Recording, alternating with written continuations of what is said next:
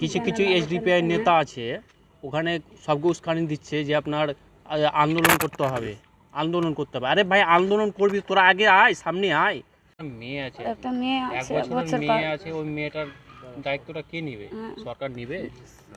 সরকারের যদি ওটা কিছু কিছু এসডিপিআই নেতা আছে ওখানে সবকে উস্কানি দিচ্ছে যে আপনার আন্দোলন করতে হবে, আন্দোলন করতে হবে। আরে ভাই আন্দোলন করবি তোরা, আগে আয়, সামনে আয়, তাতে তো শান্তিভাবে আন্দোলনটা হবে। তোরা বলে দিচ্ছিস যে আন্দোলন করো, অকাবুলের জন্য আন্দোলন করো, আমাদের মুসলিমের সম্পদ চলে যাচ্ছে। তো তোরা তো সামনে যাচ্ছিস না ভাই, ওই 15-20 বছরের ছেলেকে পাঠিয়ে দিচ্ছিস। এই যে ওই ছেলেটার বাবা হারিয়ে গেল, তো ওই ছেলেটার বাবার কে ছেলেটার দায়িত্ব কে নেবে? ওরা নেবে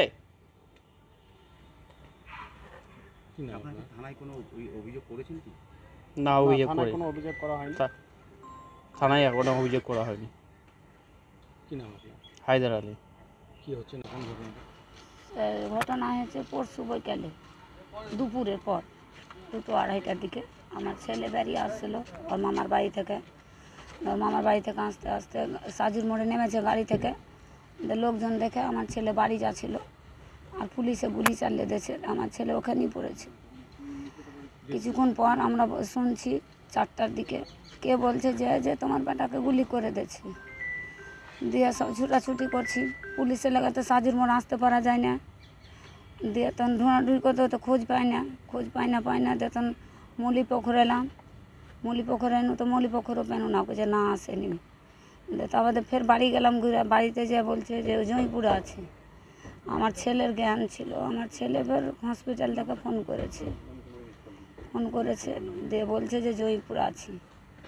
দিয়ে জয়পুর গেলাম, জয়পুরে যে ট্রান্সফার করে দিয়েছে এতে বহরমপুর গেলাম। বহরমপুর যেতে যেতে শোনাচ্ছি বেটা তোমাকে কান করে লাগলো, মা আমি গাড়ি থেকে নেই, মা আমি চলে আসছি না, আমাকে পুলিশে গুলি করে দিয়েছে। মা কোথায় গেছিল? মামার বাড়ি ইসলামপুর, ছাপঘাটি ইসলামপুর। বেরিয়ে আসছিল সাজুর মোড়ে, হ্যাঁ পেট্রোল পাম্পের কাছে, মানিকপুরের মিডিলে। হ্যাঁ ওখানে করে। কি চাইছেন আপনি এখন? কি চাইছেন আপনি? এরকম একটা ঘটনা ঘটলো আপনার ছেলে, কি চাইবো? আমাকে কি পুলিশের কি শাস্তি কি হবে, যে আমি কি শাস্তি চাইবো?